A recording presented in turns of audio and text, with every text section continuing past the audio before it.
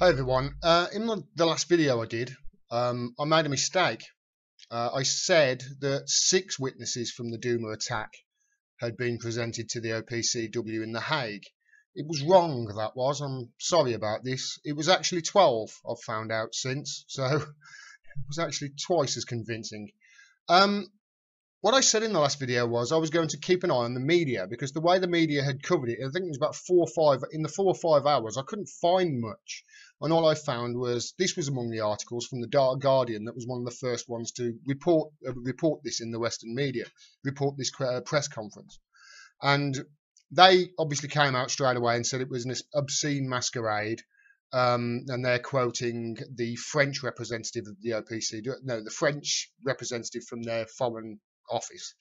And what he said it was an obscene masquerade, and the Guardian have quoted that. And it's been interesting that the other media outlets in the Western media have pretty much all followed the same line.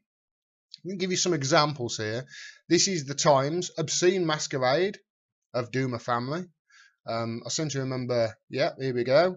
This is CBS, Russia chided for obscene masquerade. So they've gone with the same title. Others have changed what their title is, though. This is Sky, Russia parades Syrian witnesses. Notice how witnesses is in quotes there. Witnesses, as if they're not witnesses, to prove what really happened, again, in quotes, in Douma. Russia parades 11-year-old Syrian boy as witness, again, in little bunny ears, to prove chemical attack in Douma was faked, again, in dummy ears, in bunny ears, rather.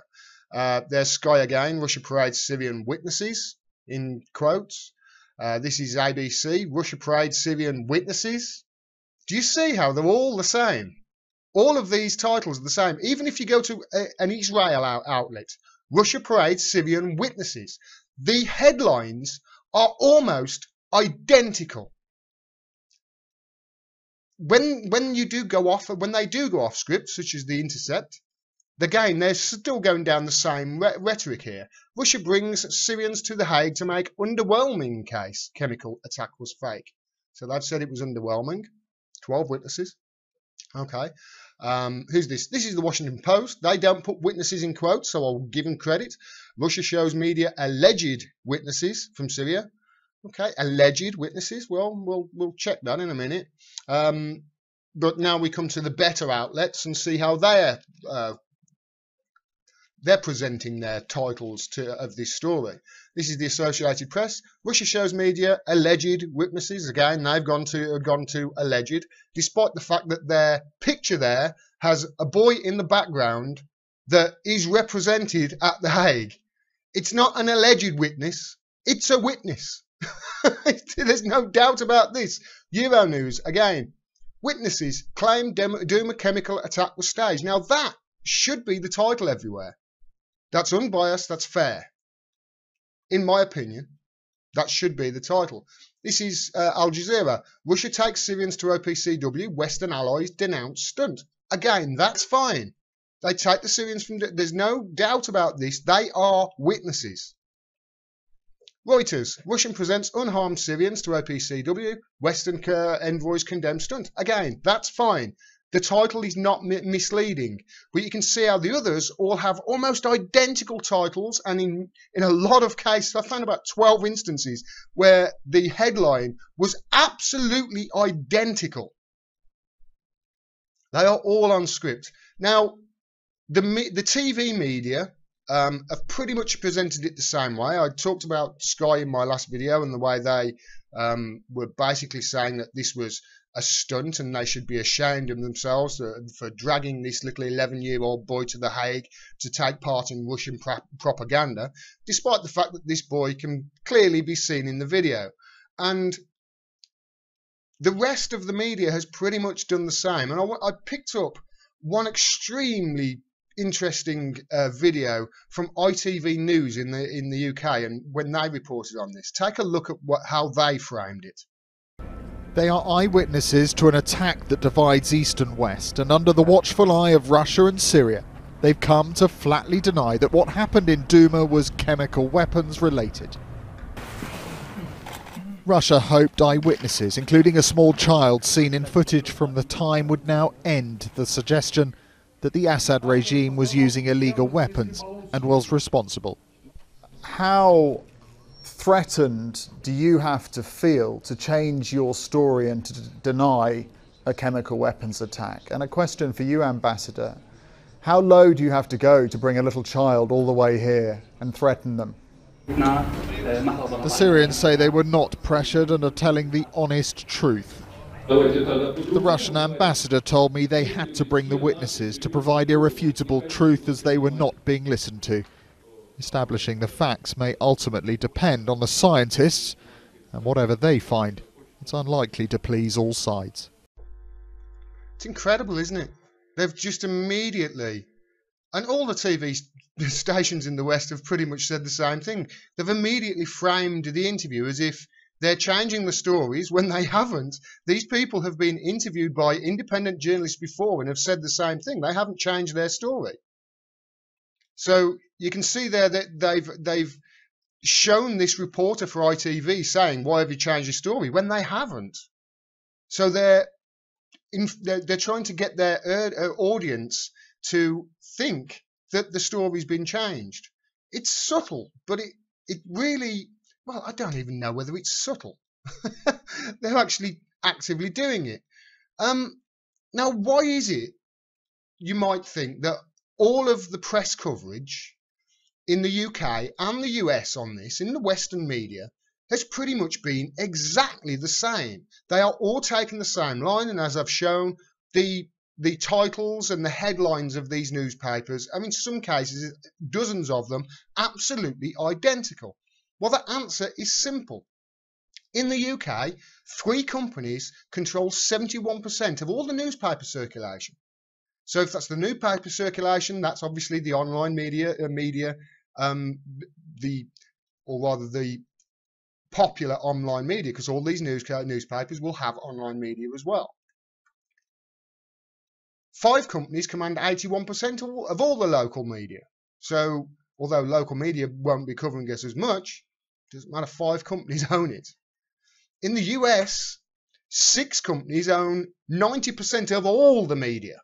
That's TV, that's radio, that's newspapers, that's the lot. Whereas you can see there in the bottom right-hand corner there, it says in 1983, 90% of American media actually was owned by 50 companies.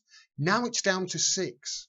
It's much easier to control a narrative when there's just 6 companies, or 5, or in the UK's case, was it 3 companies? Yeah, 3 companies in the UK. It's much easier to control the narrative when there's just such a small amount of large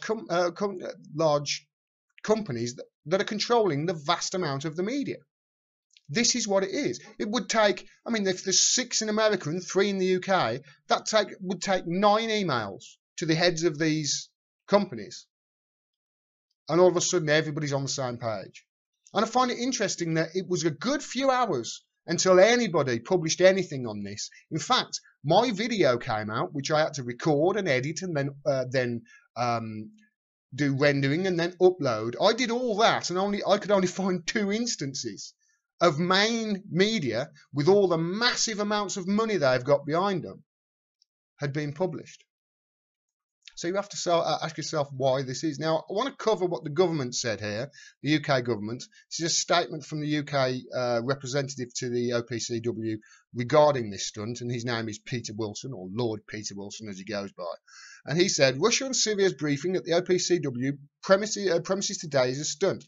At the OPCW premises today is a stunt. The Director General has opposed Russia's decision to host this briefing today. The UK will not attend in company with our allies. The OPCW is not a theatre. Russia's decision to misuse it is yet another Russian attempt to undermine the OPCW's work, and in particular the work of its fact-finding mission investigating chemical weapons use in Syria. The Director General of the OPCW has called on Russia and Syria to work with the fact-finding mission and to wait for its report. Russia and Syria have ignored his concerns. Despite describing chemical weapons victims as comedians is despicable. It shows the utter disregard Russia and Syria have for the suffering of the Syrian people and indeed the global norm against chemical weapons use. Now, Just look at that last paragraph. Describing chemical weapons victims as comedians. There is no proof that there was a chemical weapons attack. Where are all the dead bodies? Now, the OPCW can only confirm whether there's been a chemical attack or not. That's all they can say. They can't say, oh, it was so-and-so, or oh, it was the rebels, or oh, it was Assad. They can't do that. They can just prove whether there's been a chemical weapons attack. That's it. And as we know, the Western governments have already said, if it comes out, then the OPCW says, well, there's no evidence. They've already laid the groundwork in other reporting. I'll show it up here. To say that, oh, well, Russia and Syria got involved and they sprayed some Febreze around and got rid of everything. They've already laid the groundwork for it. They're paving the way. Now, I want to come back to The Guardian, or as I call the wank stain of a newspaper, The Guardian. Because the way they report on things, I'm going to show you an instance here of clear bias in the way they report it. And I'm going to have to go read good chunks of 2 different articles here that they've written in the last couple of weeks. So I hope you stay with me and listen to this. This is the most recent one, talking about this OPCW meeting with these 12 witnesses. And they are not witnesses in bunny ears. They are witnesses. We can clearly see them shown in the video while this cleanup operation was taking place that was filmed by the White Helmets. We can see it. They're not witnesses in quotes. They're witnesses. Okay? So The Guardian have said this. Russia has been accused. This is the latest article that they had. Just excuse me. Russia has been accused of carrying out an obscene masquerade for transporting 17, oh, they say it's 17, not 12, 17 Syrian people to Europe to assert that no chemical weapons attack has occurred in the town. Now watch, I've highlighted here, the supposed witnesses. Again, not supposed, they are witnesses. They're in the video. That little boy is in the video. His father is in the video. These are witnesses, not supposed. Were unveiled by Russia at the headquarters of the OPCW in The Hague in an attempt to discredit Western claims. Well, of course, in an attempt, that's okay, that Bashar al-Assad's Syrian regime mounted the chemical attack on the 7th of April. The US, UK and France launched a cruise missile strike, yada, yada, yada, yada. I'm going to skip past that because that's just obviously saying what happened. At an hour-long briefing on Thursday, the succession of Douma residents, including medical staff from the town's only hospital, insisted there was no chemical attack, but that some people in a state of near hysteria had mistaken breathing difficulties caused by smoke as being caused by a chemical attack. Now, that's fine. I don't agree with the highlighted bit, but that's fine.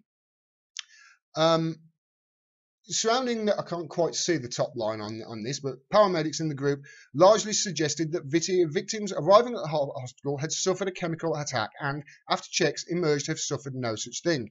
Alexander Shulgin, the Russian envoy to the OPCW, claimed that the videos of the attack were little more than a sloppily staged video showing the pretense for a strike is completely groundless. Russia has previously said that the attacks were faked on social media by the Syrian Civil Defense Force, the White Helmets. Okay, that's fine.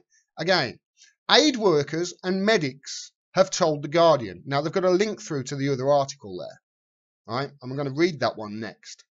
And others that victims of the Douma attack exhibited symptoms consistent with a toxic gas attack. OPCW weapons inspectors have visited 2 sites to take away samples for inspection at designated forensic laboratories. Their admittance to the town, which is under the joint control of Russia and the Syria, was repeatedly delayed. Yes, repeatedly delayed. They didn't have the paperwork, and 3 countries bombed the crap out of it. I wonder if that link says anything about that. Raising fears of evidence tampering, it may be a month before their findings are published. Again, the veracity of the statements the Russian selected witnesses at Hague will be challenged, since their ability to speak truthfully is limited. Where's the evidence for that? No evidence whatsoever. Then they go on to talk about UK OPCW envoy Peter Wilson, who I've just shown his statement. And the French envoy Philippe Lalliot said this obscene masquerade does not come as a surprise from the Syrian government, which has massacred and gassed its own people for the last 7 years. Well, the gas attack in 2013, as I have pointed out on many occasions now, the UN said it was most likely the rebels that did it in a false flag to try and get Western intervention. Didn't work because Obama was denied by the Senate and the House to bomb Syria in 2013. And then the one last year when 59 Tomahawk missiles were fired at an airfield by Trump, Mattis has come out and said there was no evidence of it. He's come out and said that in the last 3 weeks. The Russian stance and Western response is a further sign that the OPCW is struggling to retain confidence of all sides. Russia has already refused an attempt to accept an OPCW finding that the nerve agents were found at the site of the attack in Salisbury on the Russian double agent Sergei Skripal. Well, there's lots of questions about that. I've done lots of videos about that. I'll leave a video to the playlist up there if anybody wants to watch them. The OPCW team only has a power to state if traces of chemical weapons were found, but not to apportion responsibility. Now that's key because I've pointed out. So that you can see there the article that they have just written about this meeting, where it turns out it wasn't 12. I was wrong again. It was 17. They are saying that they are alleged witnesses, or witnesses in quotes. And they're also saying, oh, well, there could have been forced to say this, they could have been paid off, blah, blah, blah, blah, blah. However, these 17 people are real people who were witnesses. They were, a lot of them, at least I've seen, were in the video. So they're not alleged witnesses, they are witnesses. They have full names have been published, they have turned up and they are speaking in front of people. Okay? Now you just read this. Now this is from the Wankstein of a newspaper, The Guardian, and this is from the 8th of April. This is the day after the attack happened. Okay? The title is Most of Them Were Going to Die. Syrian aid workers tell of apocalyptic scenes. I've highlighted the important bits here. You can see there Karim Shaheen in Istanbul, Sunday the 8th of April.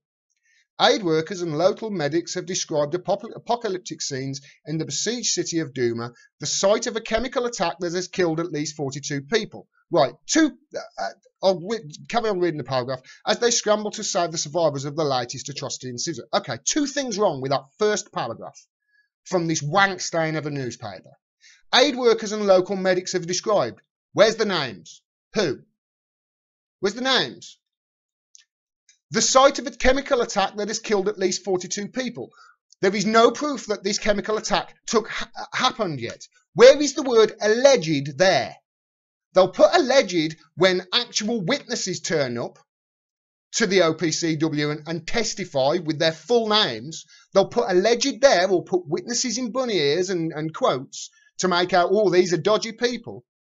But then they'll lie and say it was the site of a chemical attack that has killed at least people and totally admit the word alleged there. Now remember, this is the day after the attack happened. Doctors, nurses and rescuers say they found themselves battling to save people who arrived from 7:45 p.m. on Saturday bearing symptoms of a possible toxic gas attack without medical equipment or supplies to ease their suffering. Again, names. Where are these people? Have the US and the UK and France, have they presented these people to the OPCW at The Hague? No. There are no names or anything to go with this article. But The Guardian are presenting this as fact. And this is why it's a Wankstein of a newspaper. Many of those who made it to the hospital did not live long, they said. Who are they? Names. Stick them on camera. Let's hear their testimonies. Let's see if they were actually in this video that was filmed. Those who could not be pulled out had to stay in their homes for hours as the gas dissipated before they could be retrieved. And some rescue workers also had to be treated for the exposure to the... Where are these rescue workers? What are the names of these rescue... Where are these people? Are they going to appear on camera and testify? The attack... The victims, I'm sorry, I can't quite read the top lines of this, but it says that doctors say are consistent with exposure to organophosphorus. What doctors? We've got doctors in The Hague. What doctors? What are the names of these doctors? Was only the latest salvo in a massive bombardment that began on Friday night and endured until Sunday morning. to pressure local rebels and the opposition to leave the city, surrounding by forces loyal to Bashar al-Assad. The attack came almost exactly a year after the deadly sarin gas attack in the town of Khan Shaykhun, which prompted the US to launch atomic missile strikes against a Syrian airbase. Where's the sentence there that says, Mattis has come out and admitted there's no proof that Assad did that attack? They totally omit that off. This is why people like me in independent media always add that in. Because people need the facts. They need the whole story. This wankstein of an article continues. We were 12 people, and before the attack, you can imagine, we had been working perhaps 30 hours or more without stopping, said one paramedic. Highlight one What paramedic? What was his name? Where's he? Why is he not on camera? Who treated the victims? Then you start getting a lot of people who are suffocating and they smell of chlorine, and imagine after all that exhaustion you get this huge many people, around 70, targeted while they were in bomb shelters. He added, again, no name. We gave them whatever we had, which wasn't much, just 4 oxygen generators and atropine ampoules so they could breathe. Most of them were going to die. Most of who? What are their names? Are they at the Hague? Are they testifying in front of cameras with their full names? Where are they? You can imagine how you can imagine now our psychological state. It's tragic. I've been working in this hospital for 5 years, and those last 2 days I haven't. Which doctor is this? He's been working there for 5 years. Which doctor? What's his name? What's this paramedic's name? Another medic again. Which medic is this? Who treated the alleged chemical attack victims, said he could no longer find the words to describe the scene. There is no weapon that has not been used. He said. Who said? What's his name? Have you got a picture? All the pillars of life are destroyed. Even rescue workers are targeted. It's the targeting of everything that is known to have life. He added. You can see where this is going. There's going to be no names in this article and no... We forget the days now because it doesn't make a difference anymore. All the days have the same taste. The same taste that, oh, now he's really laying it on thick. Yes, it's bad over there. We know this. It was the latest in a string of alleged, oh, at least they've put alleged there, chemical attacks in the enclave of Eastern Ghouta, which has in the past been attacked with chlorine and sarin gas. Again, no proof that Assad has done it himself on these occasions, which has in the past been attacked with chlorine gas. Negotiations for the forced exile of tens of thousands of civilians and fighters from the area had broken down due to the demands of the local rebels that they stay and not be forced into leaving the region which borders the capital Damascus. The negotiations resumed on Sunday after the attack. Syrian state media, and now this is a pet peeve of mine, right? Whenever the Western media talk about RT or Syrian state media or any of these countries' the media that are owned and operated by the government, I always mention state media, okay? I've just shown you instances of where all the Western media have come out in absolute unison saying basically the same two things. Either it was a masquerade or they've put witnesses in quotes. I've shown you that, and I've shown you how they've pretty much all come out and said the same thing and took the same angle. They're not reporting on the facts, they're reporting on their feelings, what they feel happened without evidence whatsoever.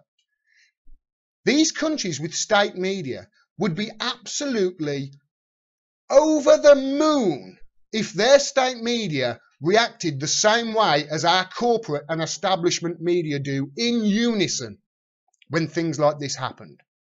It pisses me off every time they mention RT or Sputnik, or they have to put Syrian state media. They have to put it in. They cannot just omit it.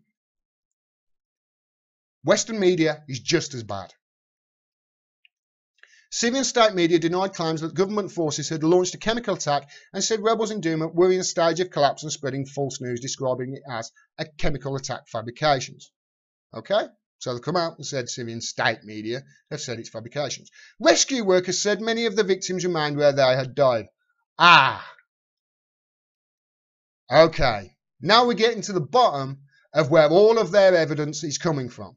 Now we're getting to the bottom of why nobody in the shit stain, this wank stain of an article, is named. Now we're getting to the stage, getting to the reason why this wank stain of an article, this wank stain of a newspaper, has not published any pictures of the people where they're getting this information from, has not published any pictures with names, and here he is, and here's him in the video, like they did with the little boy Hassan, like Russia did, or his father. Rescue workers. Rescue workers said many of the victims remained where they had died because of further shelling, the penetrating odour of the toxic gas attack, and the lack of protective gear. They said, no names. Victims showed symptoms that included suffocation, central cyanosis, the bluish discoloration of skin, foaming corneal burns, and the emission of chlorine-like odour. I'm not going to go on with this article. It's written by a guy called Matthew D'Ancona. But you can see there are no names in it whatsoever. This is the day after the attack. You can bet your bottom dollar. I'm not a betting man. I'm not a betting man. I'll play poker every now and then, but that's mathematics as far as concerned. I won't even bet on a horse race or use a fruit machine. I'm not a betting man at all, but I would put a good amount of money down that all the information they got from this shit stain, this wank stain of an article, is from these people, the white helmets. These people who are funded by the UK and the US, and as I have said in a previous video, there are serious questions that need to be answered about them. This is where the Western media is getting their information from. They get their information from a dodgy organisation with ties to these terrorists, where they have been shown holding guns and standing on the bodies of dead civilians. They have been shown on social media waving the flags of ISIS and Al-Qaeda. These are the people that the Syrian people that are being interviewed by independent reporters are saying, no, they're with the terrorists.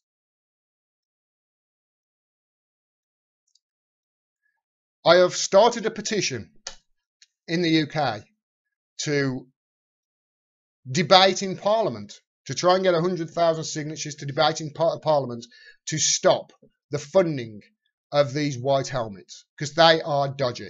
It's under review at the moment. It should be in the next few days. It should come live. When it does, I'll leave a link down there.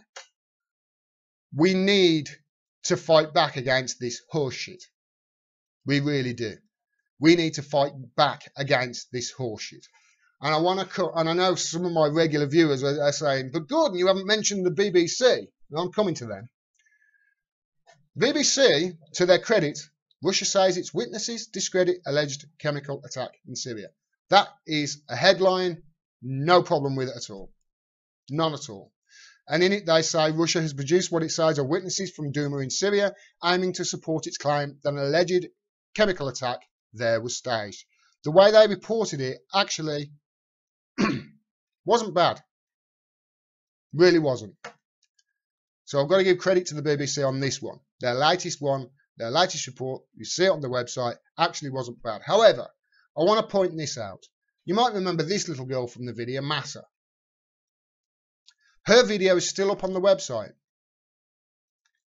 Just her name, Massa, and her mother. Didn't identify her mother. Her mother was in a hijab. They've put that video up. They've put it up as proof that this attack took place. Whereas this little boy, Hassan, not put that video up on their website. They've not shown that. And this is what they do. You can see here, here's Hassan. You can see it's him. And that's what they do. Anything that they can report on that pushes the narrative towards this attack happened and it was Assad that did it, they'll report no matter who the source. But then when 17 witnesses come out with names and sit in front of a gaggle of reporters and say it didn't happen, and they all say the same thing, they immediately attack it as if it's false. I say this every video now, and I know my regular viewers are going to get pissed off with me for saying it, but we've got to fight back against this, and the way we do it is by supporting independent media, like people like me who are just trying to get to the truth of the matter and are not trying to slant things one way or the other, and just saying, these are the facts, this is my opinion, there you go, take with it what you want. We need your help.